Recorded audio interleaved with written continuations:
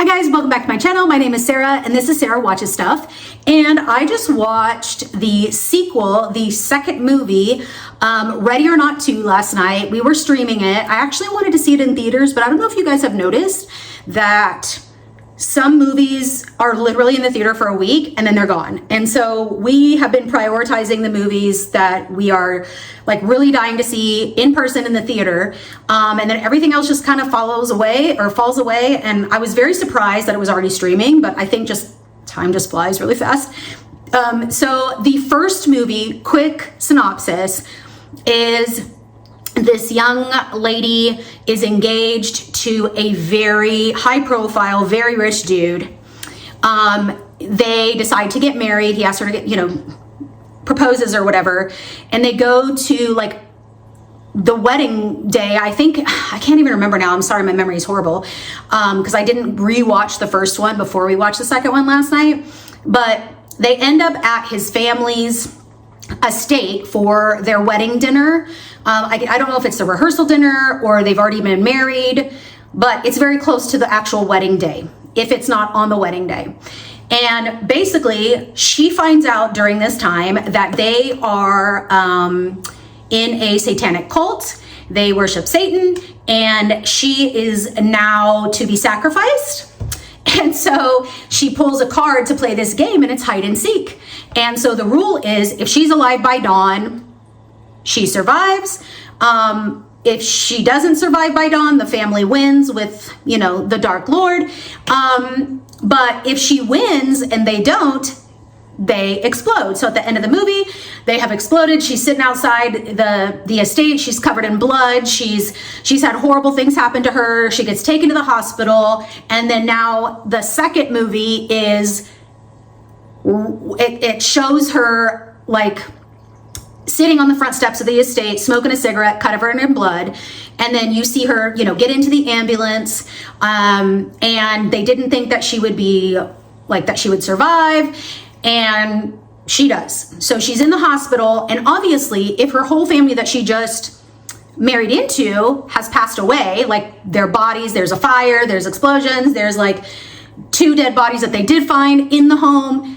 The police have handcuffed her to this hospital bed, and she's being very subtle, being very vague. And she's like, can I please have a cigarette? And he goes, we need to chat. Like, your family is gone. Like, your new family you married into is gone. Like, you're clearly the prime suspect, right? So what you come to find out, and the whole part of this second movie is, they're not just in a satanic cult. They're in a cult that runs the world, which that's a whole nother conversation, because I have some thoughts on that.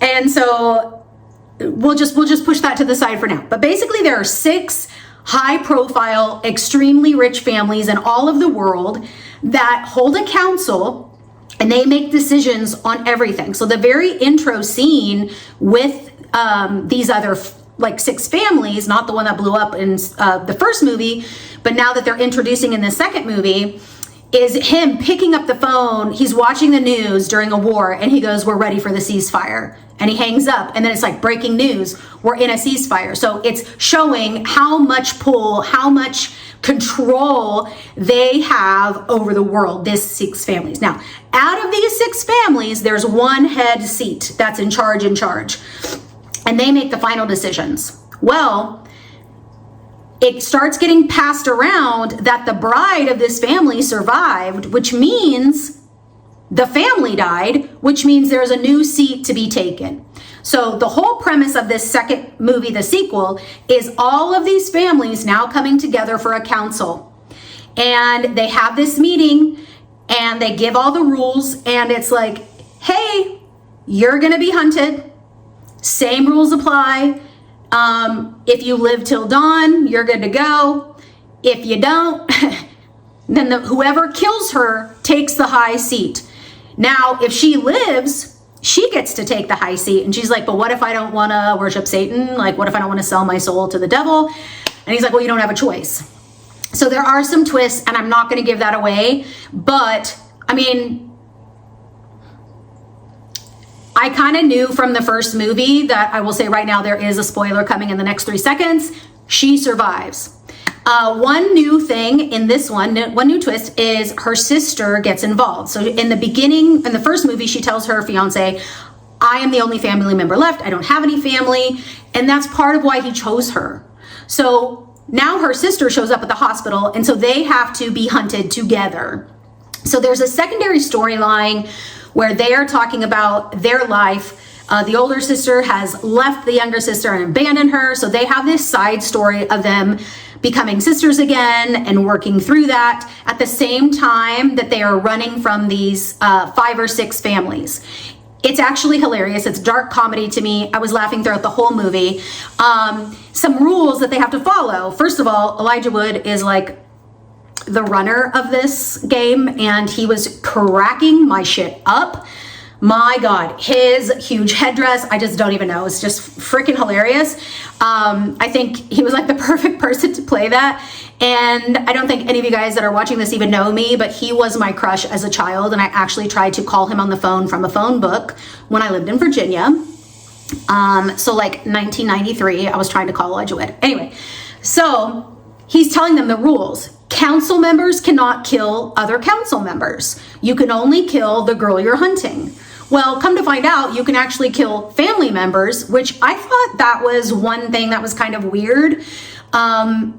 Like some of the rules kind of contradicted themselves, and they probably didn't have time to go into that. So when that happens, I just say, okay, well, I'm just going to watch it as the movie it is. You know, like I'm not somebody who analyzes to the point where if one thing doesn't make sense, I no longer like the movie. Like I find value in almost every movie, and this one was freaking hilarious. The mace scene, like if you've seen the movie, the mace scene is to die for. That's pretty funny.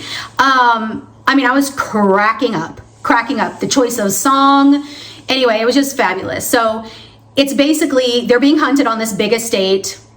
So they're inside, outside. Some of the council members die. So it does get gory, it does get gross. Some of the ways that these people die.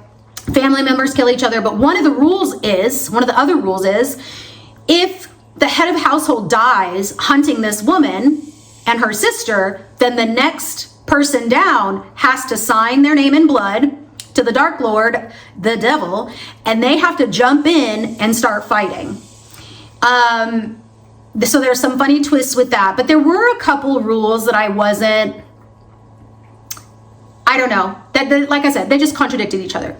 But in the end, there is a twist, and I don't want to like say that part, but she basically finds, one of the council members tells her before she dies that there is a loophole in the bylaws that she could use to save herself. She doesn't end up doing it with this woman because this woman dies. And she dies and kills another council member on accident. So part of that rule, if you kill a council member, even if it's an accident, you go kaput. And then your whole family goes kaput. So like, it's very risky on both sides. They're not just trying to get the high seat, they're also trying to survive. So they don't realize who they're dealing with. They don't even know how she survived the first movie and the first family. But her and her sister end up sticking together to the end. They find that loophole. I'll let you watch what it is, and then they walk away. The other hilarious thing I noticed was them walking away with the goat on the leash. He was not having it. It was literally like they were walking a cat. And me and Freddie were laughing so hard. But I thought, oh, where's my hair tie? I thought that this movie was super entertaining. Like, Freddie stayed awake the whole time. He was not falling asleep. It was an hour and 45 minutes, so it wasn't like a 2.5 hour long movie. It had comedy, it had action, and I think the cast was really, really, really good.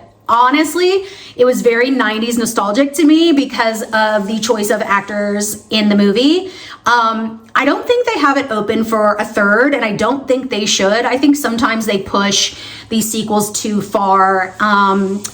But let me know what you think about that if you've seen it. I mean, I would probably rate it like a 7.5. Like, I liked it better than Disclosure Day. I will say that.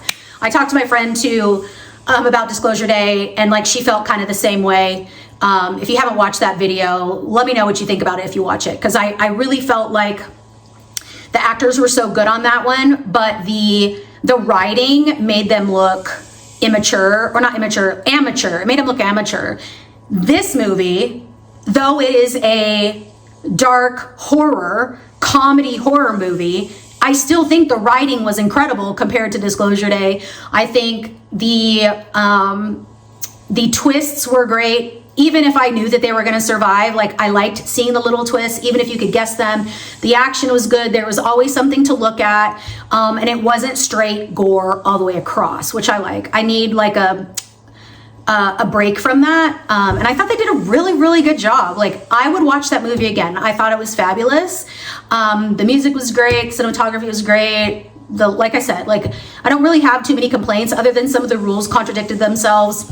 I'm just hoping they do not do a third, because I think how they ended this was perfect. Also, just want to mention one more thing. The scene where she comes down to get married in this second movie, which I won't say much about that, but like, I'm a Christian person, and so this movie scares me in a way where I know that there are people that do this kind of thing. You know what I mean? Like, that's a whole nother story. However, I can see the beauty in a movie like this. Like, again, in her wedding, when she's walking down, her headdress, the scene behind her, her dress, her headdress, her makeup, everything was just really, really beautiful. So all in all, 7.5, thought it was fabulous, would watch again, highly recommend. Let me know down below what you think, and I'll see you next time. Thanks for watching, guys. Bye.